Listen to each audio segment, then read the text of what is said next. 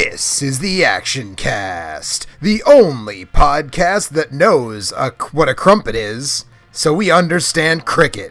And now, our feature presentation. Kind of crumpet. Yeah, you fuck up the intro, and you're doing it live, so it's like, too bad, man. I don't know what that means. You're doing it live, but fuck it, we'll do it that way. That's right. Fuck it, we'll do it live. So hey, this is the Action Cast. I'm Joe Drilling, and joining me this evening to talk about Teenage Mutant Ninja Turtles. Teenage Mutant Ninja Turtles. Teenage Mutant. I don't know if I'm gonna be talking about it a lot. Alex Rio doesn't know if he's going to be talking about it a lot. Bryce Wilson. For 5 months from the podcast, and that's the best contribution that he's made so I already said in the email, we'll get there. And that's Bryce Wilson. Right. And also, of course, Mr. Eric Allen is joining us as well. Up? What's going on? So, yeah, we're going to talk about the 1990 live-action Teenage Mutant Ninja Turtles movie. Teenage Mutant Ninja Turtles was my favorite thing from the ages 5 to 10. Yeah. I mean, it was okay, but I think it was a lot of people's favorite thing back then. But yes. I'm just gonna point out that I think it's weird that people our age have that amount of nostalgia for it. Like I had a Michelangelo. Weird at all. No, look, I'm the kind of Turtles fan that had a Michelangelo birthday cake and an Ace Duck action figure. That's how I also had Ace Duck. We were down into Ace Duck, but. It's never been, was the one that was always on sale, so I think everybody had that. It's never actually been good, is the thing. I mean, there's plenty of cartoons. Yeah, but we were children. Children will eat anything if you put it in front of their face. Right, but why do we still care about it in our 30s? Because we liked it. Because so I have I have two theories about this. Okay, part one, it's still an active popular thing, which I think helps, right? There's been several reiterations of the TV show, and they keep putting out movies, animated or terrible. So that my nephews are into it. So why? I mean, there's plenty of look. There's the Looney Tunes. There's cartoons that are actively art for as opposed to the ones that are passively art. Yeah, and there's great great all ages shows. You have your Avatars, you have your Gravity Falls, your Over the Garden Walls, the what have you. Ninja Turtles has always been product. It's always just been there to sell the shit, and the shit it's selling isn't particularly good. So this is the best. This is the creative height of the project, and it is barely okay. So I'm going to say that a lot of members of our generation happen to hold a great number of things dear that were made only to sell toys. The one that I really don't get, even more than Ninja Turtles, is Masters of the Universe nostalgia. Because no part of that was ever good. It's the same part for me with Transformers. I have no affection for the Transformers franchise. And in a world where Pacific Rim exists and there's giant robot fights you can actually see, I don't know why anyone would. So I liked it when I was a kid. Right. This is not a hard concept at all. What are you guys talking about? It is because if you don't feel that nostalgia for this stuff, if you look back at it and go, boy, this sucks. Why did I like this when I was a kid? Right. But you can at least academically understand. No, I don't. I don't understand the emotion. I can understand looking back and being fond on it. What I can't understand is an insisting that it's still good. Sitting down and watching episodes or the new movies or reading the comics and no one should do that. That's and there are people that do that. Yeah, and I don't understand those people. Mystifying. Yeah. Well, thank you for agreeing with me, Alex. I think I just misunderstood what you were saying. I think that there's something to be said for appreciating the nostalgia, putting something in its time and place, and sort of being able to get that. But it's funny you mentioned Transformers, because Transformers was my first "you can never go home again" moment with nostalgia. When I was 19 or 20, I guess, the DVD sets started coming out of Transformers, and I got one of the first DVD sets, and I watched 5 episodes, and I was like, this is horrible. This cartoon is unwatchably bad. And that was, that's kind of where I checked out. And so now I've been very trepidatious about going back to revisit things. Although I will say, I do have the first 2 seasons of Ninja Turtles on DVD, of the original, the 80s cartoon, we all grew up with. And the first season, which is only 5 episodes, was basically a miniseries. And that, you know, when you watch the first episode of a cartoon versus like, or the first, you know, the pilot basically versus everything that comes after, it's the first one's always way higher quality because they're trying to get picked up. So they like spare no expense. So the first 5 episodes of the Ninja Turtles cartoon are actually, the animation's really good. The performances are very good. You know, it's like, it's still pretty fun for what it is. And I actually quite like this movie too, but we'll get there in a minute. Did you guys ever read the comics? Because like I had gotten the impression that the comics were actually kind of they were like more adult, like oriented. Well, not only that, but they were kind of leaning into the joke of it being a thing that's made to sell toys or whatever. Well, it was I kind of know the story behind this was that it was originally very specifically written as a Frank Miller parody, where it was like the idea of like taking these ridiculous concepts and like treating them as like super gritty, and then basically I forget how it went, but like it was satire essentially, and then like I don't know if it was like from the toy company up or from like the TV show out, but basically someone saw it and was like, no, but that's kind of awesome, and like the kids would like that, and so they basically took this idea that was a goof and seriously. So it was Eastman and Laird, which there's a reference to that in this movie. Kevin Eastman and Peter Laird were living together and drawing together and trying to make comics, and they did this as a goof. It was started because it's funny, you know, it'd be funny if a slow animal was a ninja, and then it was a riff on, you know, the Daredevil fights the hand, the Ninja Turtles fight the foot. The panel where the turtles get washed down the drain and get mutated is supposed to be young Matt Murdock getting splashed with the radioactive goo. So it was very heavily a riff on Ronin and Daredevil, Frank Miller's like late 70s, early 80s run on Daredevil. And I did a bunch of research on this last year because I did a video on the Ninja Turtles Tournament Fighter video games. I knew all this because there was a book that came out like sometime when I was like 11 or 12 or whatever, and I read the thing and memorized it. But and then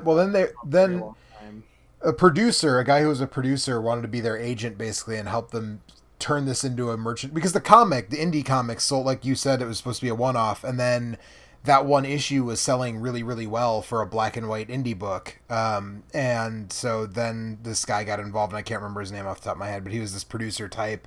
And the thing was, like Bryce, you were saying, the cartoon, the people who were in the position to make a cartoon were not into doing it unless there were toys to like drive it. And so they went with the toys first. And then there were 2 comics continuities. There was an Archie comics that was closer to the like grittier than the cartoon, but closer to it in terms of style. And then there was the Mirage books, which were the black and white, you know, super gritty, but in a sort of sarcastic way, books. And so that's sort of how that stuff comes on. I think I read some of those as a kid and enjoyed them, but I haven't revisited them as an adult because, like we said at the top of the hour, I'm a 35-year-old man and I have better things to spend my time on than the fucking Teenage Mutant Ninja Turtles, except for tonight. Making an exception. Right. So I mean, like Eric said, I think we're all in our mid-30s, and I think all of us were part of the initial Turtle Mania movement. Like, talking about this movie in particular. Also, I think we're just going to skip the news this week because there's like one thing of news and it's not even that interesting. So, Jared Leto might be in a new Tron movie. Who gives a shit? I think Scream 5, sure, good luck. You know, 1.5 of them have worked so far. So give or take. Yeah. And the one that was the best one was directed by a guy who's dead now, so definitely Scream 5 has a good chance. The good, the bad, and the indifferent. So. Yeah. Scream 4 was fine. I actually have quite a bit of affection for Scream 4. I think it's a perfectly cromulent movie. Anytime I put it on, I have a good old time. I have nothing against Scream 4. Scream 2 is a complete waste of time. Scream 3 is maybe the worst horror film I've seen in my life. I don't know if I could go that far, but Scream 3 is pretty agonizing. Scream 3, it might not be the worst horror film I've seen in my life, but it does have the worst scene I've seen in a horror movie, which is when Sydney sees the ghost of her mother and her mother points at her and goes, "Sydney, you're just like me. You're just like me." So that way, Wes Craven is telling us that Sydney has this fear of being just like her mother. Just in case you weren't. Is that what was going on? Okay, yeah, all right, I get it now. When I get her it now. mother points at her and says, "You're just like me. You're just like me." I know authors who use subtext, and they're all cowards.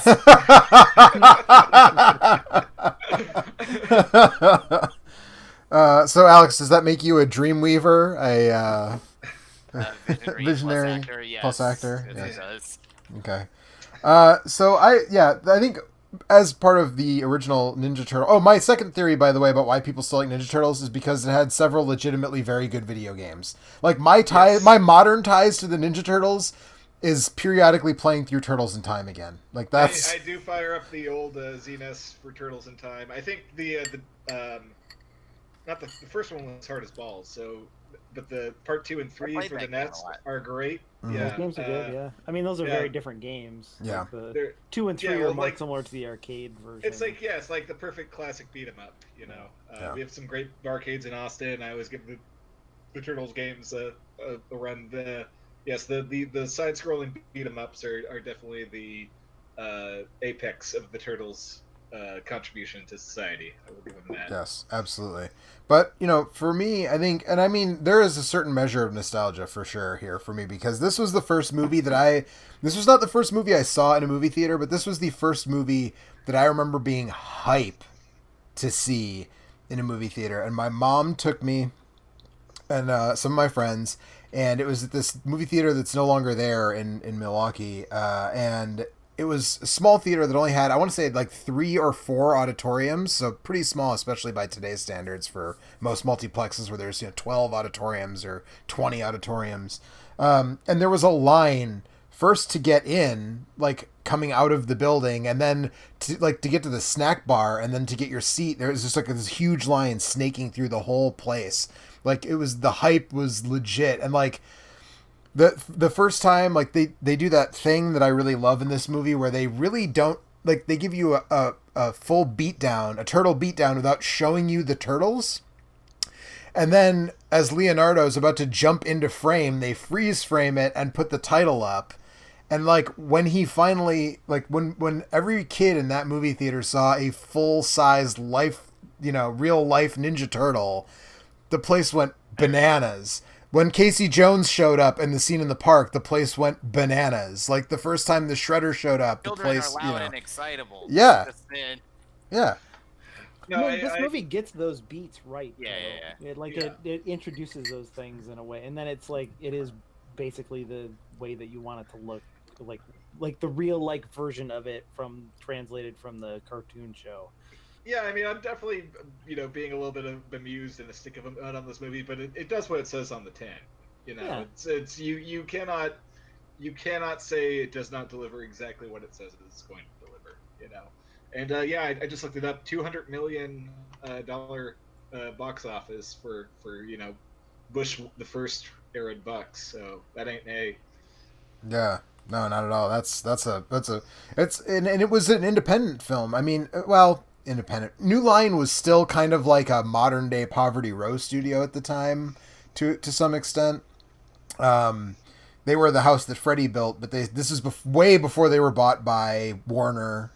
Still Bob Shea in an office in New York. Which actually, that's the thing that really surprised me about this movie, especially given that Jason Takes Manhattan, which was not a New Line film, but Jason Takes Manhattan, which was a low budget or mid budget, effects driven film. Came out the year before, the year before. And, like, one scene is shot in Manhattan. And this movie looks like, I mean, some of it's definitely shot on a soundstage, but a lot of this is New York. I'd be curious how much location shooting there was, because, like, when they come to, like, April's apartment and stuff, it's very obviously, like, a soundstage, but yeah. There are at least a handful of exteriors, though, that are like, you can see the World Trade Center, you can see the Chrysler Building, you can see the Empire State Building, So should we start as the movie does with the Foot Plan's brilliant plan to finance their criminal empire with portable TVs and car stereos. Yes, be yes, selling and pickpocketing wallets. I don't believe they could pay for that clubhouse with the amount of money that they were stealing, let alone whatever else they want to be doing. Like, yeah, I know New York rents were cheaper in the early '90s, but damn, you know. Right. You know what this movie made me miss? And Bryce, I think you'll be on board with this too, even though you're kind of like being a stick in the mud about the movie. This movie made me miss when movies had distinctive musical scores with like recurring motifs that you would recognize. Yeah. I feel like a lot of movies just don't, like, I can never even, like, every time I hear the Avengers theme, I recognize it. But if you ask me right now to hum the Avengers theme, I couldn't do it. It's super generic sounding. I don't think I loved the score for this. Like, it seemed like it was reaching for whimsical a lot. Like during some of the stunts and the weird fight beats, it was like getting like very Danny Elfman light, but like, and I was like, yeah, you're not wrong. Yeah. So like, I was not falling in instant love with it, but yeah, it definitely wasn't a temp track. Once again, right. I will damn this movie with fake praise into the ground. It both had Teenage Mutant Ninja Turtles in it that would satisfy 5-year-olds, and it had a musical score that was written by a professional individual. So, you know, it's got that going for it. Wow, which is nice. Well, it's a co-production between New Line and Golden Harvest, which was kind of on its last legs by this point, I feel like. But with creature effects done by the Jim Henson Workshop. So if what you want is a kung fu movie with Jim Henson involved, this is your movie, and that's part of why I like it, because that seems so outlandish. What the fuck's wrong with you? Yeah, right. Well, right, exactly. Right. Should we? So the actual turtle suits don't look so bad, but you can see the seams on the neck sometimes, though. What moment that kind of actually caught me off guard was when Shredder's giving the origin story, was just how viscerally ugly the growing up turtles were. Like, it takes a lot of work to make a visual effect like that unappealing to me. And then not only are the puppets really weird looking, but they're also kind of like just floating in some negative void space because they're not staged on anything. Yeah. Yeah. That's how you know it's a flashback, Eric. I guess, yeah. All my memories are just me reacting to the things that happened to me in a viscous fog. That Michelangelo helpfully pops out and goes, "That's us." Just in case, like the shrieking, crying children couldn't link those horrible, malformed characters to their beloved Teenage Mutant Ninja Turtles. So. Yeah. Well, so yes, we start with a crime wave from the foot. We get April right away, who Judith Hoag looks pretty true to the show. She's a redhead, and she even wears a yellow rain jacket when she leaves work in the first scene. Even though it's the middle of summer and not raining. Even though it's the middle of summer and not raining. But once again, gonna continue to be on the faint praise wagon. This movie does have a redhead in it, so you know. And so she gets jumped by Baby Sam Rockwell, who is in this movie quite a bit. And several other generic thugs. And then the turtles show up, and they break a lamp, and then they beat up all those guys, including Baby Sam Rockwell, who gets beat up a couple times in this movie. And then they retreat to the sewers, and that's when you see them for the first time, and you hear Corey Feldman's dulcet tones as Donatello. And Let's pose this. This is the most interesting question that I'm going to have for this whole movie. Who is more overqualified to be in this movie, Sam Rockwell or Elias Cotes? Both. In 1990, neither. Yeah, right. Well, in 1990, neither of them had gotten there yet. Yeah. Yeah, true. But yeah, Sam Rockwell is almost unrecognizable. Like, I remember at some point when someone first pointed that out to me, and I was exactly like, "Oh man!" Like, I don't know. I think he looks extremely like Sam Rockwell, and I realized watching this that he's just one of those guys who had premature old face. So like he kind of looks exactly how he looks in Richard Jewell. He just looked that way in 1990s. I don't know if that's aging well or aging badly. You tell me. Yeah, I guess. But no, when he does that little regular or menthol thing, Yeah. I'm like, oh wow. Anything you want to do. Like, although their clubhouse looks pretty rad. I get why kids would fall in. It does look like a fucking rad clubhouse. There's skateboarding ramps. There's a bunch of arcade cabinets. There's poker. There's girls for some reason. That's what I'm trying to figure out is how the girls were attracted to that particular lifestyle. It's very much a 1990 version of Pleasure Island from Pinocchio, and they do it very well. Yeah, absolutely. But yeah, I mean, so it opens with the thing that I like. One of the things I like about this movie, and I feel like it's hard to deny this, although I guess you could argue that the sequence out by where Eric lives, apparently, in the country of New York State. But I think for the most part, this movie cuts a very quick pace. There is not a lot of fat in this movie, and that's upstate New York. That's different. Oh, okay. Yeah. Are you sure? Do they say? They don't say where they are, do they? I mean, they don't drive 6.5 hours, do they? They say that it's a long. I mean, they imply that it's quite a ways. So they don't say exactly, I guess. But the movie has a very comic book movies now. I can't remember the last comic book film adaptation, and that's the other thing we didn't mention. But this movie is actually a pretty direct adaptation of the first comic story arc. Anyways, the last time I saw a comic adaptation that was 90 minutes, I can't even remember what it would have been. It might have in fact been the Ninja Turtles. Yeah, it may have been this one. And it just moves really fast from beat to beat, and there's not a lot of fat on it.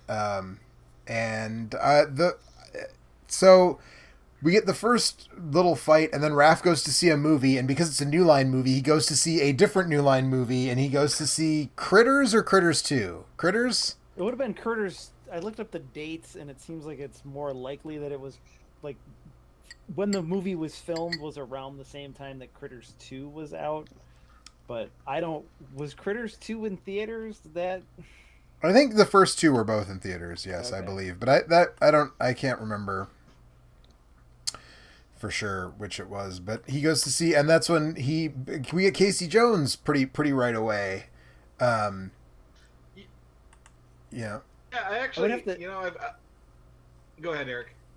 I was just going to say, you'd have to look up the type of theater it was that he went to. Right. To get an idea of if they would be showing the original Critters 4 years after it came out. Right. Well, I just don't remember. I mean, they show the poster as he's walking out. I just can't remember if it's the poster for 1 or 2. I do have to laugh. I was actually kind of one of the things that I was looking forward to this movie was Elias Kotes's Casey Jones, because I've grown to be a big fan of his. He's the guy who's acted for Fincher and Scorsese and Malick. He gave a very moving performance and Let the Right One In. He's done some legit great work. It's really good in Shutter Island. Yeah. Oh yeah. That's right. He's that's right. I forgot that he was in Crash, not the bad Crash, the good Crash, the kinky sex Crash. And he has let's just say that he's improved a lot as an actor, because the performance here is almost completely charmless, and charisma free, and I'm not a big moral scold, but basically he just cracks PG rated sexist jokes and does bad fight choreography and brushes his hair a lot, and that's the entire character. And I was just I thought that was really cool in 1990. Yeah, right. Yeah. I also have confirmed that it was the original Critters. It was, okay. Looking at the screenshot, yeah. Okay. So, at least he saw the good Critters. Yeah. I haven't watched the shorts that are on Shudder. I don't know if they're any good, but there's a newish Critters. But I don't think the fight choreography overall is that bad though, Bryce. Establish the hierarchy of Gremlins, and then is it Critters, Ghoulies, and then there's one other one that I can't think of. Munchies. Maniac Cop. That's not. Listen, Alex. What? Maniac Cop is a secret classic, first of all. Yeah. I know. Yeah. With Robert Zadar and Bruce Campbell. Bruce Campbell. We're talking about movies with like monsters, right? What is the? Well, no, little small monsters. Little small weird monsters. Little small monsters. Yeah, Have you Critters, ever seen Gremlins. Maniac Cop? Robert Zadar's jaw is bigger than a gremlin. Okay. You know. I don't know if that's true. I think they're about the same size, which is like for a jaw. Yeah, I mean, I think Ghoulies, you know, my favorite Ghoulies fact is the fact that there is no scene in the first Ghoulies where a Ghoulie comes out of a toilet.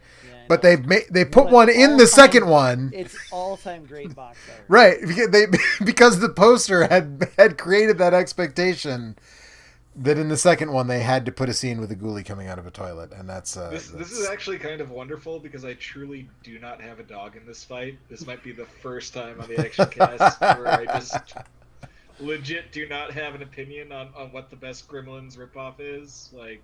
Oh yeah, I think it's Critters. I think Gremlins 2 is like a legit work of art and probably the greatest prank ever pulled on the studio system. But, Gremlins 2 and Texas Chainsaw 2 share a very similar progression that I really appreciate. Yeah. But I truly could not give less of a fuck about the 18,000 Gremlins. The also rans of the... Yeah. The Kmart Gremlins have no interest for me whatsoever. So. Fair. There's an MST3K episode about hobgoblins, which is another one of those, but that might actually predate Gremlins. I'm not 100% sure. Does Troll 2 count as that? No, because there's only one troll. Right? Not in Troll 2. In Troll 1, there's one troll. In Troll 2, there's a yeah, man. Is Troll 2 the one with Jennifer Aniston in it? No, that's Leprechaun. Oh, that's Leprechaun. Troll 2 is the one where the kid stands up and takes a piss on the dinner table, and the dad goes, "You can't piss on hospitality. I won't allow it." Yeah, nobody answered my question about demonic toys, but we'll just... Oh, shit. That doesn't count. I don't think that counts. That's a different thing. Possessed toys that's a are different thing. Than Possessed toys are different. Because then you're talking about, that's a Chucky ripoff, which really goes back even further than that. I'm, like, offended you even asked. Like... Okay. What about Doll Man versus demonic toys? Yeah, Doll Man versus demonic toys exists. That's right. That's right. Well, that's With fair. featuring featuring Action Cast, Action Movie, Action Favorite Tim Thomerson as Doll Man. Oh man, Trancers is such a classic. Right. Now I'm thinking about Tim Thomerson driving that car in the just. Shout out to Albert Pine. All right, what were we talking about? We were talking about Casey Jones' first appearance, and Bryce was bagging on the fight choreography, and actually... Well, I actually think, no, I'll say that I think that the fight choreography is actually pretty good when it involves the suits. I mean, once again, I think the suits are pretty fucking horrific, and they're just unpleasant to look at, even, like, because they're so articulate, not in spite of it. Like it hits right in the old uncanny valley. I think they're way less uncanny valley than the Michael Bay freaky deaky CGI Ninja Turtles.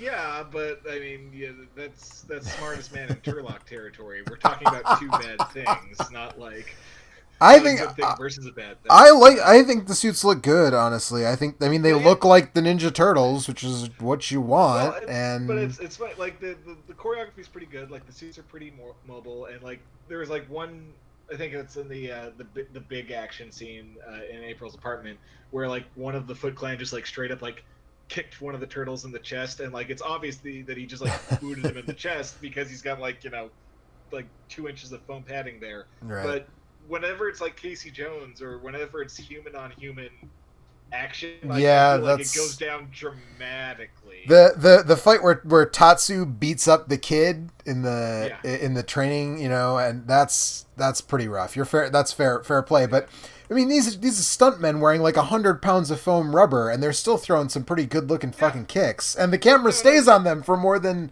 12 frames before cutting. Respect. I think this has got some cromulent action scenes in it. With well, I mean, we'll get to the apartment thing. I think that's a pretty good action scene. Yeah. This movie's got got a score, and it's got Teenage Mutant Ninja Turtles in it, and it's got a redhead, and it's got a couple of action scenes that are okay. I don't know what else you're wanting from a Ninja Turtles movie at this point. It is a C+. Got a really angry police chief.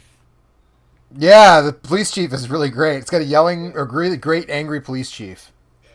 Friends and neighbors, walk, don't run. I think this movie's greatest contribution to society is you got to know what a crumpet is to understand cricket line. Yeah, you're not wrong. Also, speaking of the turtle suits, I really enjoyed, like, if you look back over the way that they look in this movie compared to the way they look in the second movie, compared to the way they look in the third movie. Really great de-evolution of the quality of the suits over the course of the Splinter! Splinter looks like fucking garbage in the third movie. Oh my god, it's embarrassing. It feels like they are using the same suits in each one of those movies, and they're just like, they didn't bother to restore them, so like they just like decay and like apart, and then they just spray paint some new green paint over the top of them. Yeah, it's really.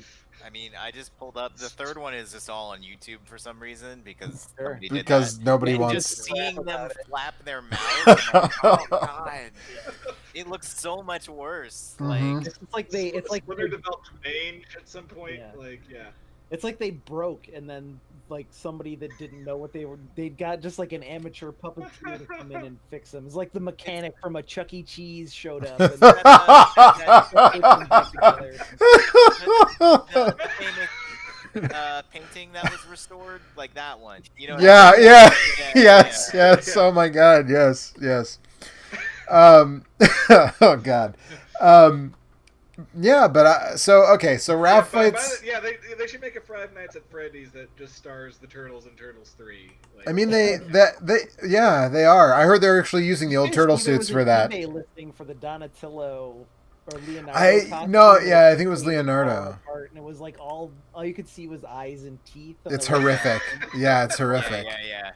It was really horrifying. It's like that Michelangelo meme that everybody of like the eyes bugging out and his teeth showing, except like there was no face. But so I don't know. I don't know if we need to go through the whole film beat by beat necessarily. That seems maybe a bit arduous, but I think here's let me plead my case for this movie. Let me plead my case for this movie since everybody's down on it. So I think the action beats are very good, especially compared to, post-Matrix, pre-John Wick American action movies. These action scenes are really good, by that admittedly low standard. But I think that it's, generally it's pretty true to the source material. I think that it's so as a film for children, I think that thematically it works. It's a little on the nose for an adult. Like, it's about family, and family isn't necessarily defined by blood, and like what does it's a lot of that stuff. But for a 7-year-old, which I was when I saw this movie, like that worked for me then, and now I get it. Not as like as an adult who watches a lot of movies and likes to pick apart the subtext of films. There's not a lot of work to be done on this one. But again, for a movie for children, I think that it's more than just like the turtles are funny and they punch foot soldiers. Like there's a little more to it than that, which I respect. And I honestly feel like, again, for a movie for children, it pretty effortlessly shifts between tones in a lot of the scenes. Like, it goes from like fairly somber kind of almost touching moments to back to humor to fights, and there's some stakes in the fights, and I mean, I think it does all that stuff pretty well, again, for a movie that is essentially made for 7-year-old boys. And right. Yeah, if you want what you're talking about, that's the second one of these. which is literally just the turtles make jokes, and there's more like Three Stooges style physical comedy, and Vanilla it Ice really is is there. Vanilla Ice. Kevin Nash is there as Super Shredder. Nash is there, yeah, but there's not like any kind of interesting thematic content in the second one at all. No. Also, it's just funny, Joe, because like these are the exact same arguments that I was using to defend Excalibur. So now you know what it feels like. I enjoyed this movie a lot more than Excalibur. The fact that it's half as long may have been a factor. Oh, God, you guys did Excalibur. I forgot. Oh my God. Look, Alex, here's the thing. Here's the thing about that movie, Alex, that I have the one thing I have to praise it for. That movie involves Gabriel Byrne getting so horny his horse can ride on fog. Yeah. And that is explicitly explained by a character. I think that's the kind of thing you need to explicitly. How's he riding on that fog? I don't know, dog. He's just that horny. Okay. You ever been so horny that you can... You know, actually, I can't say that I have. But anyway. Mm-hmm. I'm just watching the third movie now. Why? I'm not actually paying attention. Time and I'm just like, what the fuck, man? I saw this. Once again, they got Elias Koteas back. They get him back in a dual role. And he sings Tarzan Boy by Baltimore with a bunch of samurai. The rent money just must have been really hard to come by there for a while. It's like the only thing I don't understand is like a lot of people say that the best samurai movie is like best American-made samurai movie is The Last Samurai, but like this clearly it's Ninja Turtles 3 actually, it's obviously. Ninja Turtles 3. You can really see their neck like line in this. This is like horrifying. Anyway. Yeah. It's pretty rough. rough. A turtle savior narrative over a white savior narrative any day of the week. Well, yeah, that's true. So yeah, I guess I mean the next big plot beat is Shredder being kidnapped. But when you talk about like the stuff like yeah, I'm not gonna like argue with Joe's point that this movie was made with probably more craft than it needed to, and like yes, the fight choreography is pretty good for what the limitations they were working with, and like I think it actually walks like the edge pretty well of like having the turtles like use their weapons, but obviously not being able to do anything with them. Like, you know, Leonardo is not going to decapitate someone with his katana, and nor should he. But like, you know, they always like figure out clever ways to incorporate the weapons into like the fight choreography within the strictures of a PG rating. And I mean, the way that once again, you did your job. Good. We have reached competence. Consider how many films do not do their job for a moment, especially children's films. And I mean, I'm not saying this is Batman: Mask of the Phantasm, which is probably like the best children's movie maybe ever made. Right. But I think I liked it. But it doesn't do it very well. Like I actually think like a lot of Splinter's faux wisdom is actually pretty good, and whoever they had doing the voice for that was doing like a touching job. It's Kevin Clash, who you may know as the voice of Elmo. Nice.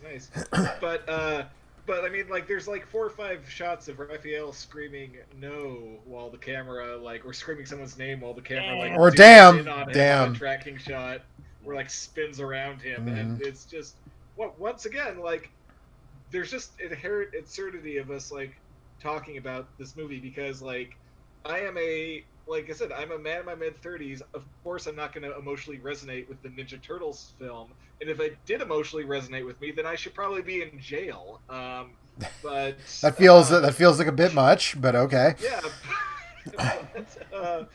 you know, it's you don't need to go to jail. What it is that you have developed like a developmentally appropriate amount of shame. A lot of people out there haven't. Yes. That's it. Like, thank you, Catholicism. It's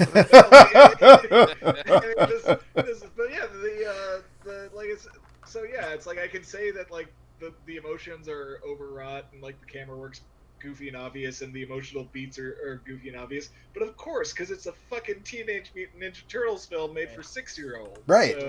It doesn't matter how good it is at doing that, it's still not going to be satisfying to me because, you know, I'm fucking married now and like have a job and shit. You know, it's like there are things and like there's a worldwide plague going on out there and a fascist in the White House. There's shit I care about more than the Teenage Mutant Ninja Yeah, Turtles. and watching a movie with 4 grown men dressed up in rubber turtle outfits kept my mind off that shit for 90 minutes, and for that, I am grateful. Yeah. Can I just say briefly that like I'm weirdly on Joe's and Bryce's side? Like I agree with what both of you are saying, and the end result is just like I didn't watch the movie. The Teenage You know what I Mutant mean? Ninja Turtles 3. Yeah, I'm skimming through it, and I do want to briefly say, because now that I am an official nurse, I do have to point this out every time I see it. That's not how you do CPR in the third, like how they're doing it in the third Ninja Turtles movie. That's not how you do it. Okay. Anyway, please continue. So I I think definitely about a half an hour in is where the constant shtick between the turtles starts to get a little old, and by the end of the movie, it was just kind of insufferable. I think that that's one of the things that earmarks this as a kids movie and not something for adult. That, and I think Joe kind of talked about it earlier, but just the basic plot of they're just gonna steal a bunch of radios and TVs and stuff. It's like I mean, I guess it's a crime wave, It's but got to it's be just so something small that kids scale. kids Yeah, can that's what I was understand gonna say. that. It's so Right. small scale that it's something that seemed like a big deal when I was right. If Shredder was but a now as an adult, I'm like, they're stealing like some lady's 13-inch TV. Right. And that's somehow But, gonna like- make them, like, Yeah. ruin well, if you them. steal Yes. enough Yes. 13-inch TVs, okay. Question mark and then equals profit. You know. Yeah, right. Yeah, it's underpants gnomes logic for sure, but also Yeah. like Alex said, it has to be something that reads to kids, and like if they made Shredder into like William Fichtner, for example, and he was like embezzling money to buy real estate or whatever the fuck is going on in that movie, kids are like, I don't know what embezzlement is. I don't understand this. So like, Yeah, I mean, I guess maybe the idea is that they're just like it's giving the kids something to do to like convert them into their weird Foot Clan cult, to Right. make them like mindless drone soldiers, like they're, but like none of that stuff is really. I think you mean a highly secretive band of ninja thieves, Eric. Right. And then also like, but that's like, April talks about how she's speaking to the city's Japanese citizens who are realizing that this crime wave is still similar to one that took place in an ancient like mythological Japan. It's a movie for 7-year-olds. Can I point out that the fact that we haven't mentioned the subplot with April's boss and his kid an hour into the podcast just proves how much that fucking subplot like just shits the bed and like does not matter, and how just unlikable and unsympathetic that kid is. Yeah, Like, and you know that's how you show that a kid was bad in an 80s or early 90s movie. You put him in a Sex Pistols t-shirt, and that means that he's he wears bad. headphones, yeah, or his Walkman. Yeah, yep. That he probably stole from somebody. He definitely stole from somebody. Yeah.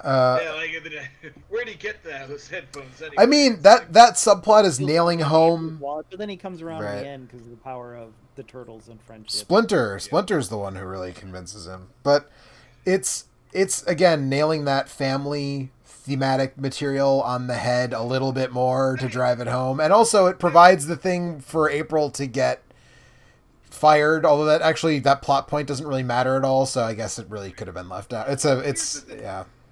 I mean, like, here's the thing. I agree that, like, yeah, it's basically a kid's film, and like kids will probably be entertained by it. But at the same time, I kind of resent this idea that, like, you know, that children's entertainment should be held to a lesser standard or is automatically lesser. I mean, like, just like for an example, aside from the actual Twin Peaks revival, my favorite show this decade was Gravity Falls, and like I will put that, like, the consistency of its character writing and its world building and like, you know, like the depth and the creativity of that show against any show that was like geared for adults, or like Over the Garden Wall, I think is like a legit haunting and beautiful like piece of art. Like, so you can like, and that's like once again like why it's hard for me to get like worked up about this movie either way, is like it's just so obviously the latest piece of product.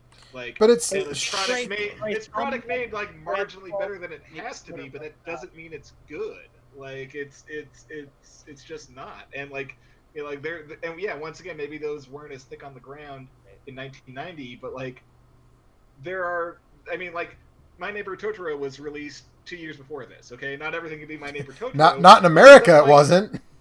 But like, don't pretend that like you can't make like beautiful and endearing art, or just even really entertaining art for kids. Like, like the Gravity Falls bar is there, and this like does not. There's a lot of even come close to jostling adults also.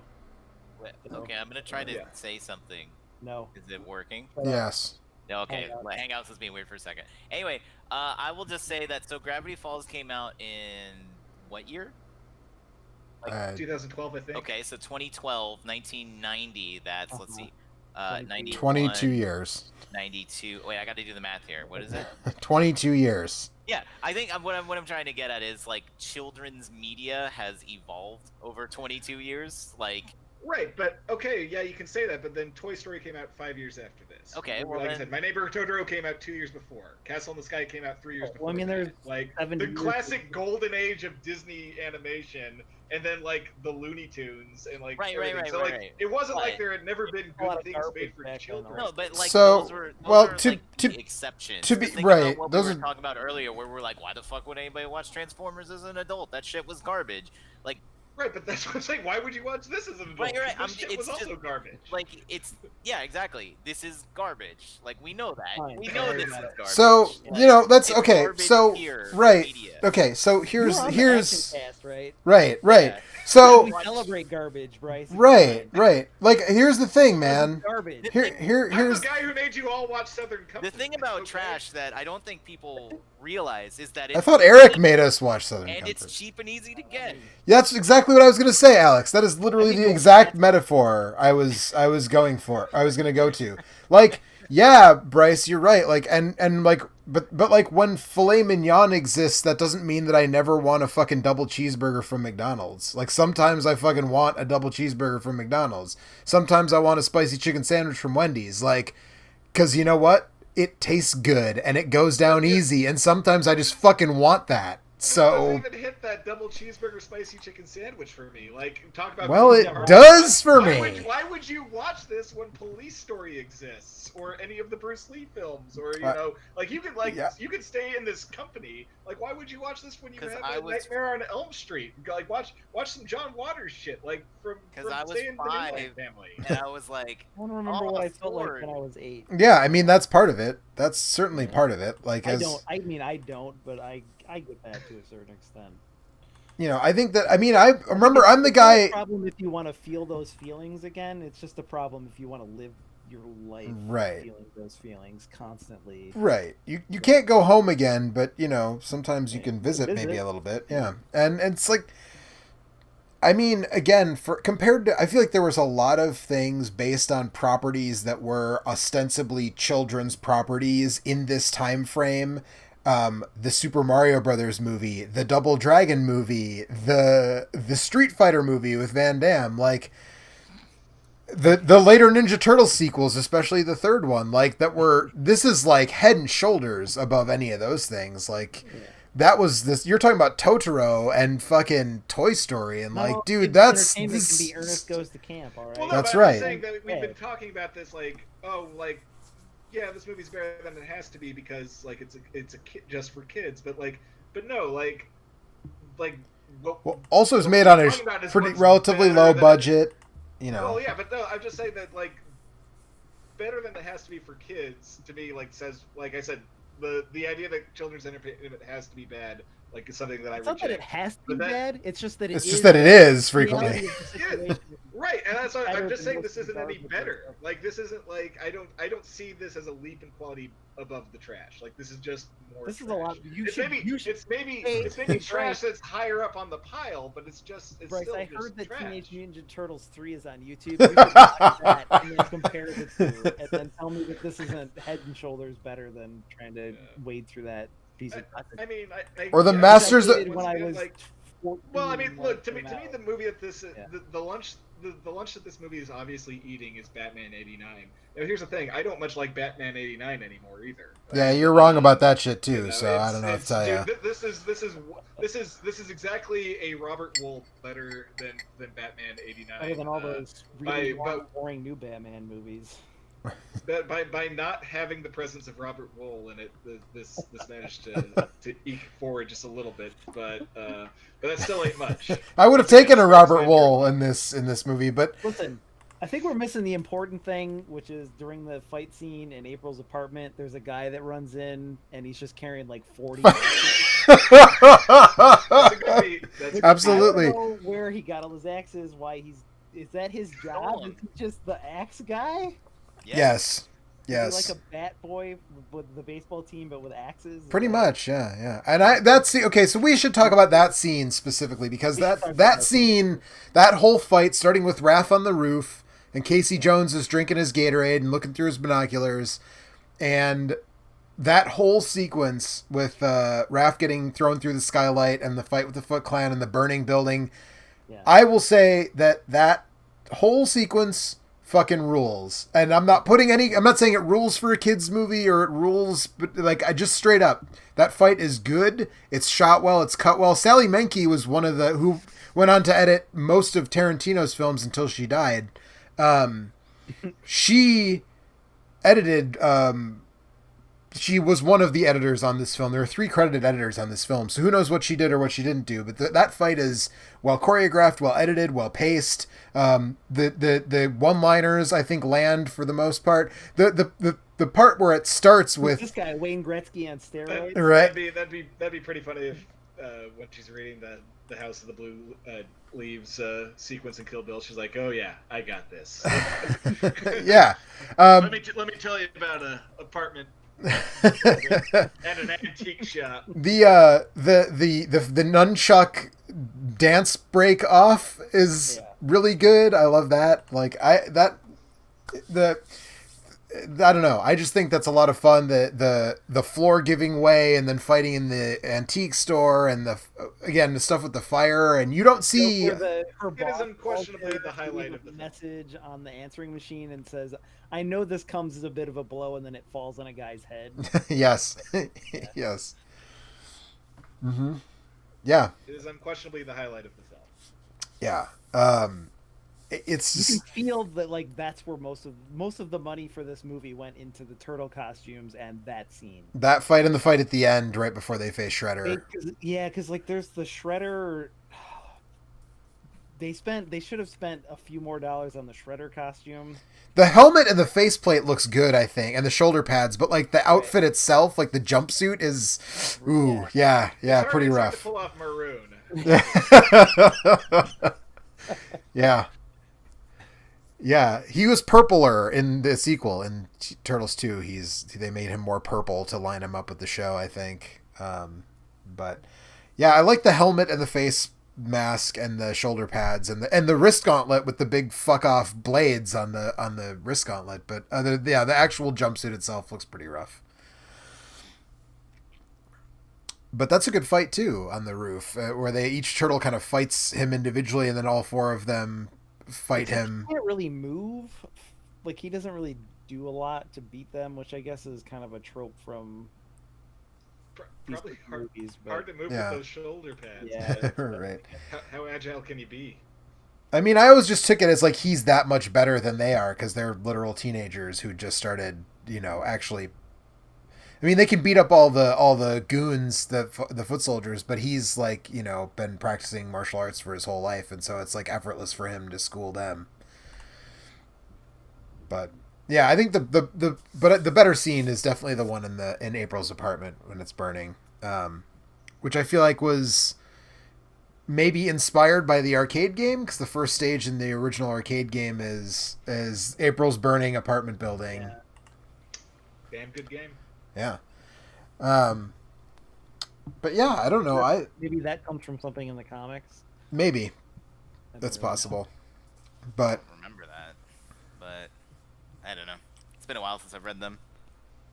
Yeah. So I don't know. I think again, stacking it up against stuff like, and Bryce, you can argue that this is not a fair comparison. I'm not saying it's as good as like Spirited Away, but stacking it up against Masters of the Universe, which was another film that I was pretty excited to see as a kid and saw in the theater. My dad took me to see it at the cheap theater. That was a disappointment. Except for Frank Langella, who rules in that movie, as we've discussed in the past on this show a long, long time ago. And Part of the problem with this movie is it's a little bit too good to really make fun of, but it's not really good enough to enjoy on its own merits, aside from a couple of scenes and a couple of lines. Yeah. Masters of the Universe was more of a fun watch because it's such a disaster. It's a total fucking disaster. Right. But there's a certain point in this movie where I just was kind of annoyed by the constant dumbass one-liners and stuff.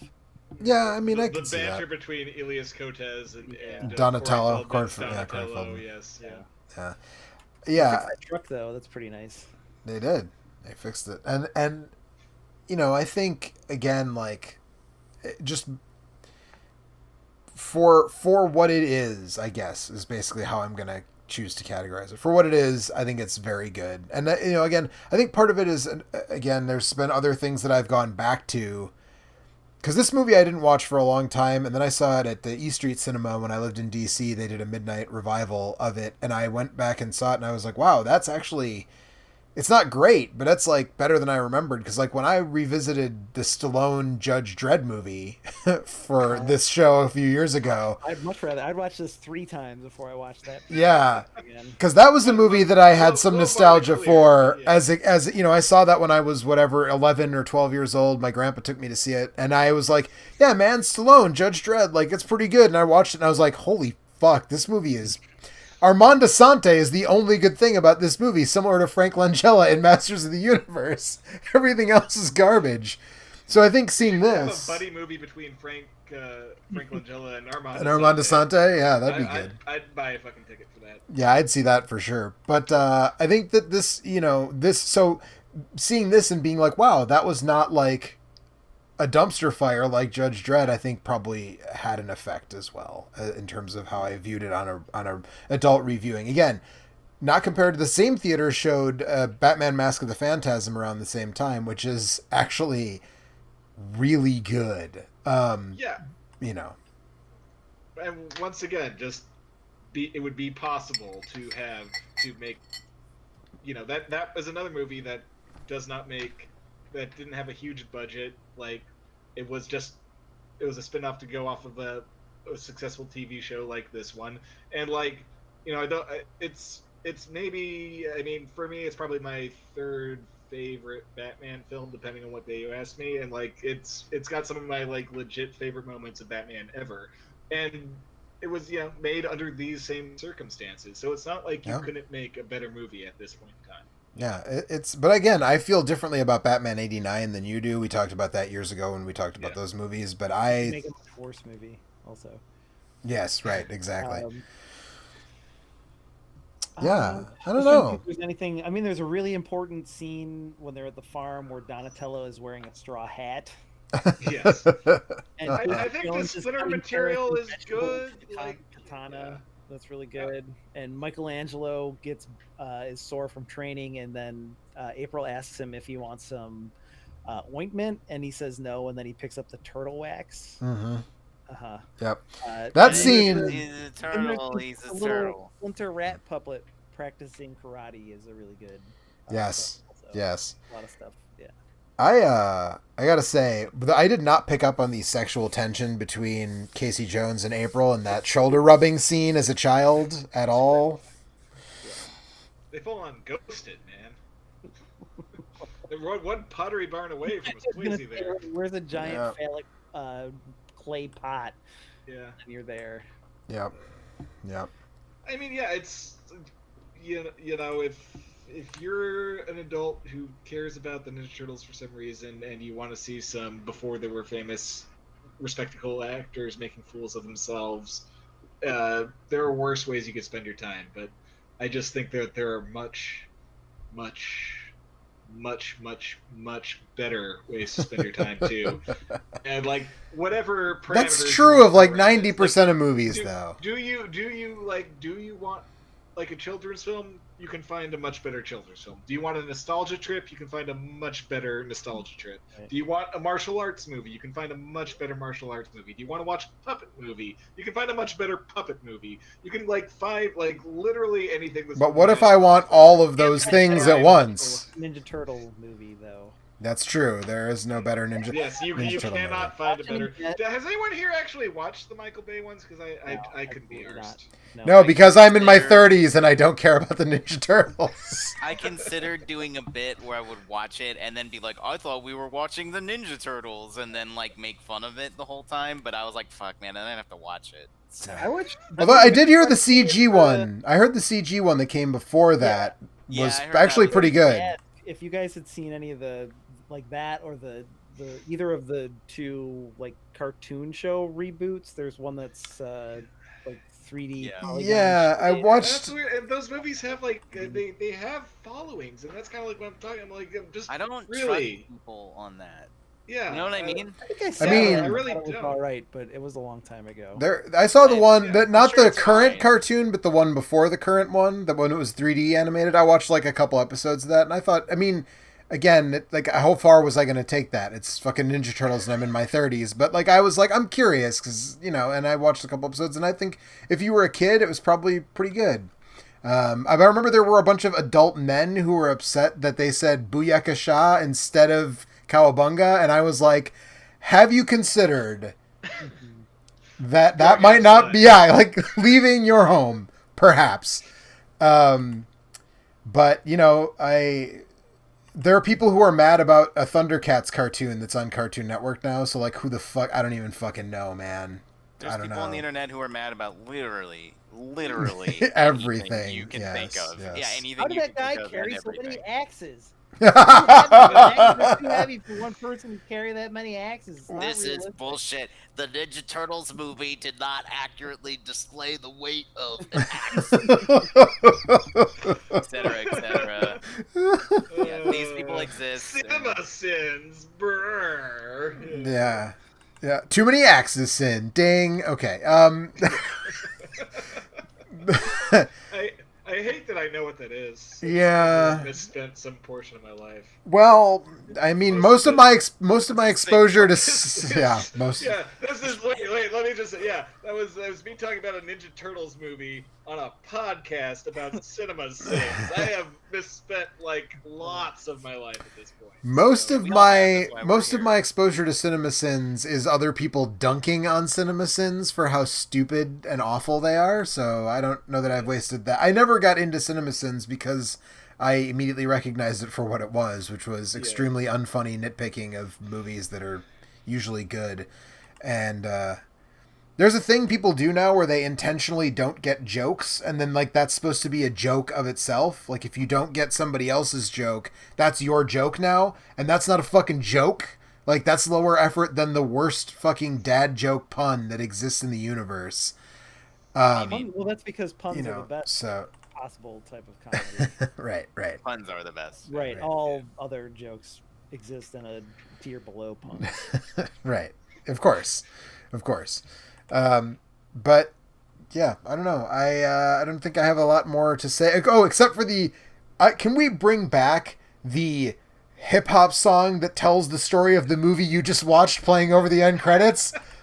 That I would be. That I we'd get am for. into. Yeah. We need fine. that. How great would it be if they had done that for Endgame and it was like just like 18 verses long? You know, just to sum up Amazing. the- That would be amazing if they had gotten like Kendrick Lamar to rap the story of Endgame over the Nah, credits. dude. You're thinking about it. You got it all twisted. They need to get like Curtis Blow or something to come do that, or like it's got to be the old school kind of hip hop. It's got to be like Okay.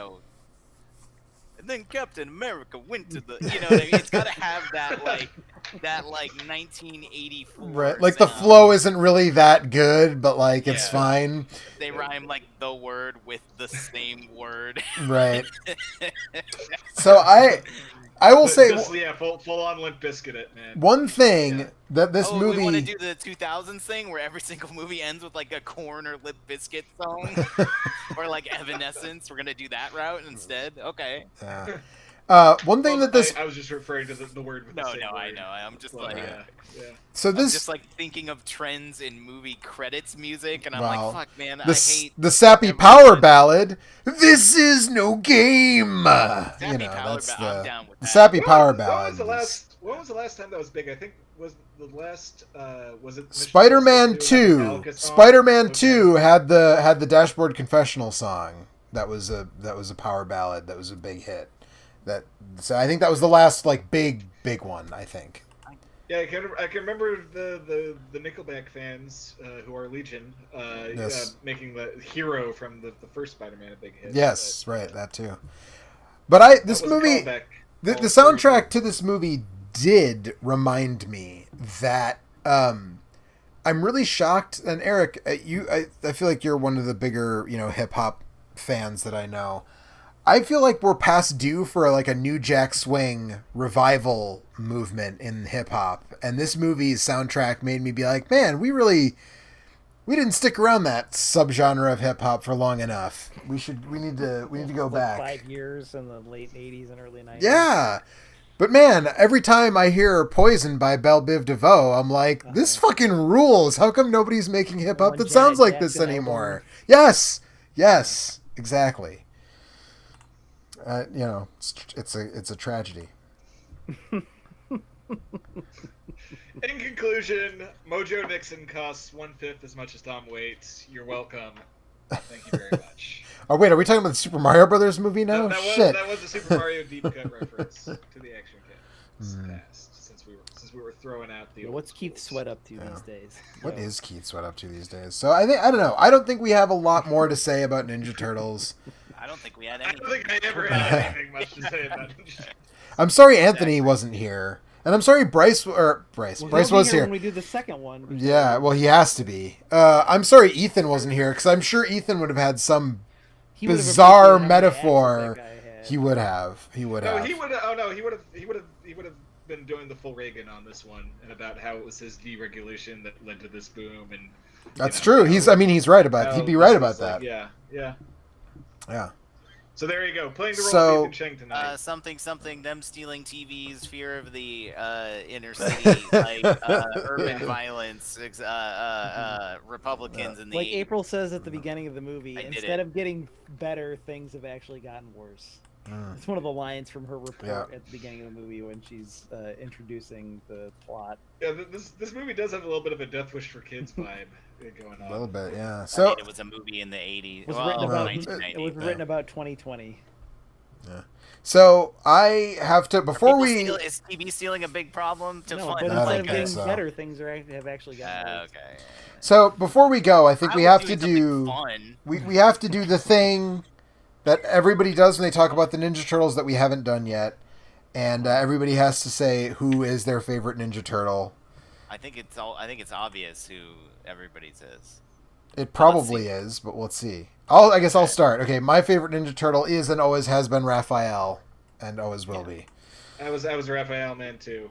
Yeah, same. Michelangelo. Raphael's a fucking. Well, boring I piece was of shit. I was a tie character of Raphael's my Michelangelo. least favorite. Michelangelo and Raphael, but He's I Oh, he Raphael says the ma'am edge. a lot. Leonardo's the That's worst. I don't.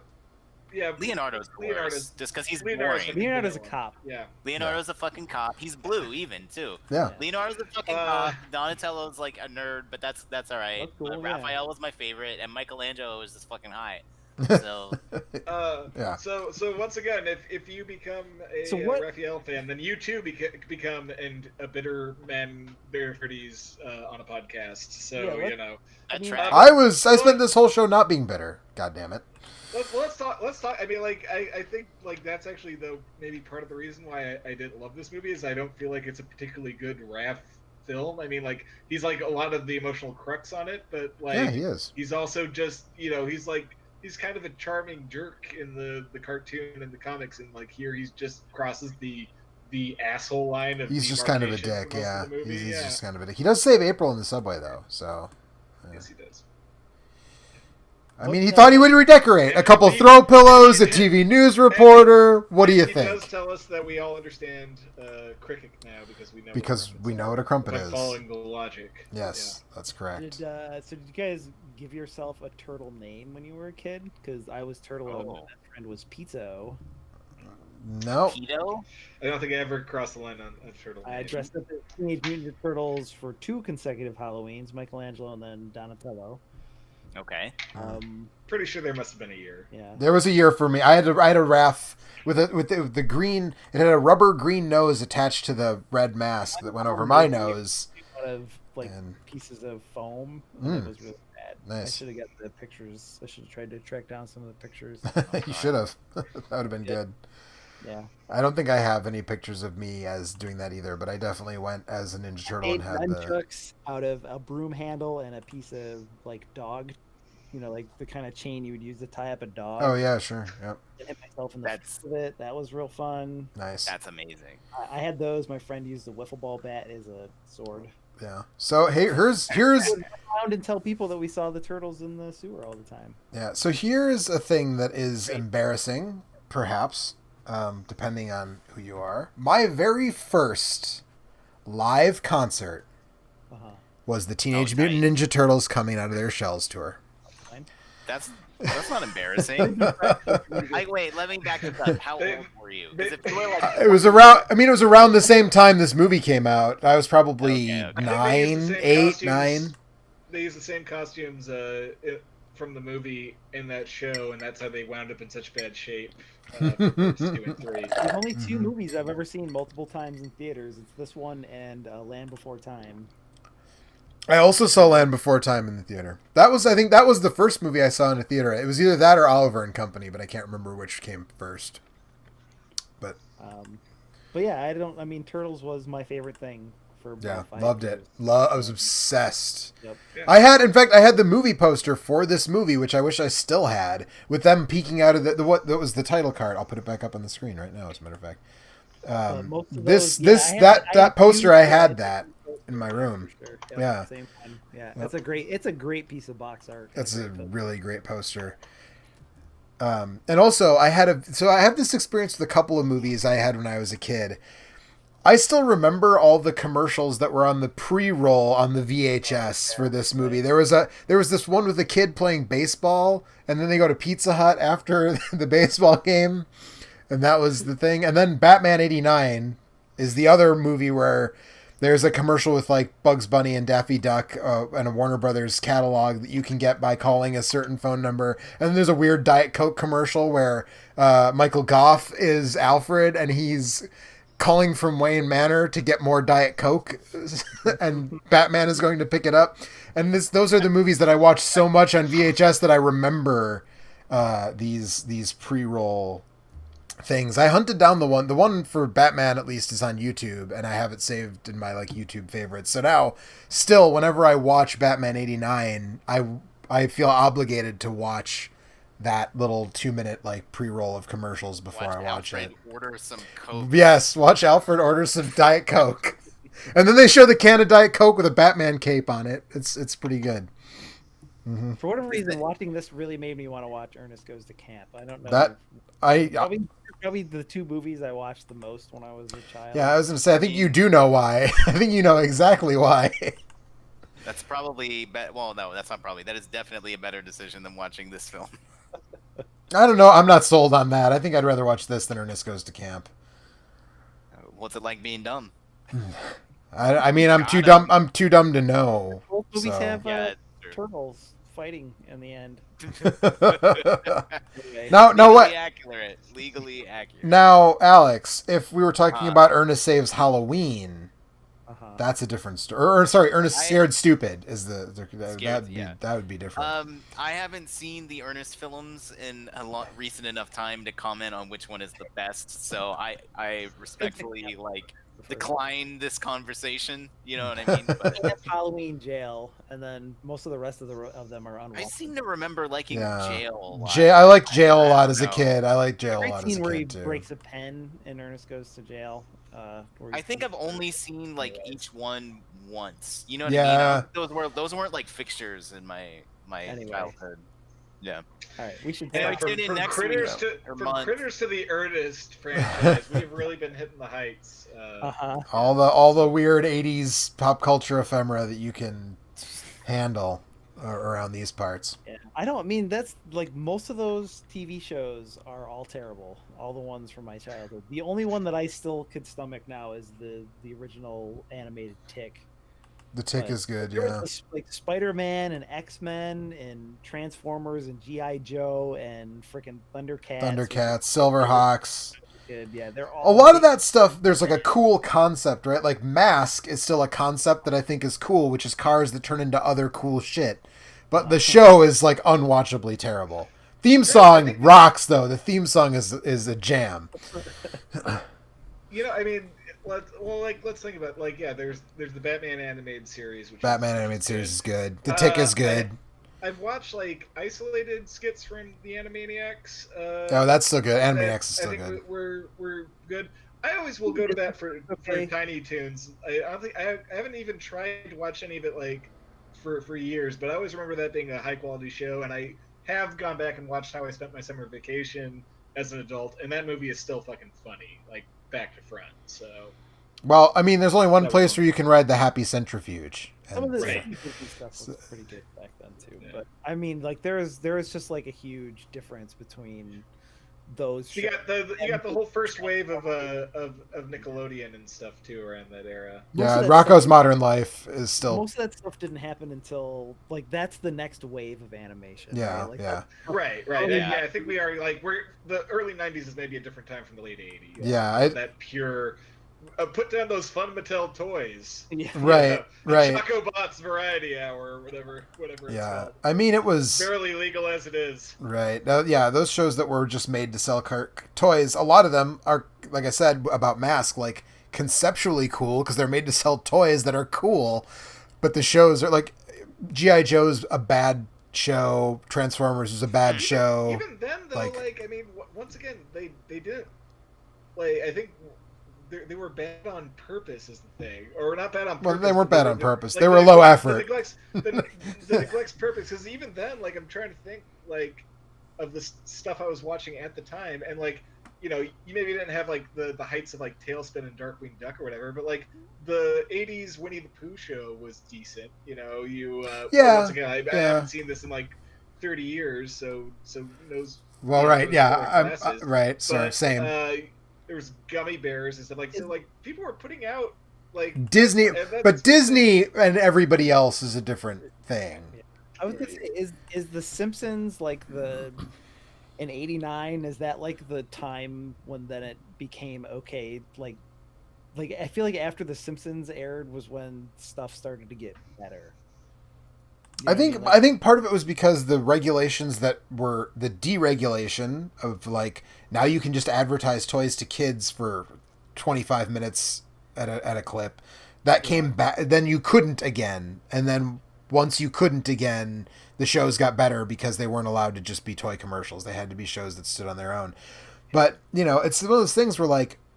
I mean, we talked about it a little bit before, but there was a whole group of adult men who once again were like big mad about the new She-Ra cartoon, which I've seen like a grand total of 10 minutes of, and I promise you it is a million times better than She-Ra, the original She-Ra cartoon. Lesson is just don't be mad about stuff online. Just pretty much. Okay. Casey Green Frog, quit getting mad about video games right here. Yeah. What is it? Yeah, the other thing too is that when grown men get mad about She-Ra online, it's also for a very different reason than why, like, people used to get mad at cartoons because, like, oh, it's not what I remember. Now it's because, like, this character's gay and that's wrong. And then they don't remember that character being gay. all I can say is when I was a child, I spake as a child, I understood as a child, I thought as a child. But when I became a man, I put away childish things, which is advice the internet will never take. So Never ever. Wait, And I is She-Ra mean, gay now? She-Ra is gay now, as a matter of fact. Yeah, That's she cool. is. She-Ra is very gay I didn't now. watch She-Ra, but But which I think is great. I think that's great that She-Ra's gay now. Also, like, there was a bunch of queer coding in He-Man to begin with, and anyways. So Really? yeah, weird, right?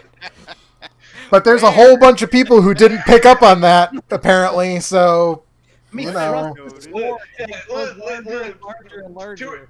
And then To our listeners, just go ahead and put that in your search bar, and you will find several hour video essays. Because once again, we don't have anything better to spend our time on than the decadent destruction of our society. well, You know, because I have seen the best minds of my generation destroyed by 3-hour YouTube deconstructions. that's So, true. That's true. From the Bible to Hal in 2 comments, motherfuckers. That's we're out here on the Action Cast. I don't begrudge people the things that they enjoy. If people enjoy children's media, then I think that's fine. I just think that they shouldn't take it too fucking seriously. That's basically my takeaway on that. They shouldn't take anything too seriously. Movies and fucking cartoons and video games are not something to be fucking destructive to your fellow man about. all right. I think we're done here. That's the moral of our one. So Yeah. All right. Well, we'll be As back. the moral in Teenage Mutant Ninja Turtles. That's right. We'll be back next month with something else, and we should be back at a regular time, which would be the second Monday, which would be the Monday after Labor Day, at 10 o'clock with 10 o'clock Central Time. And we have no idea what we're doing yet, so we'll surprise you then. Have a good night, everybody.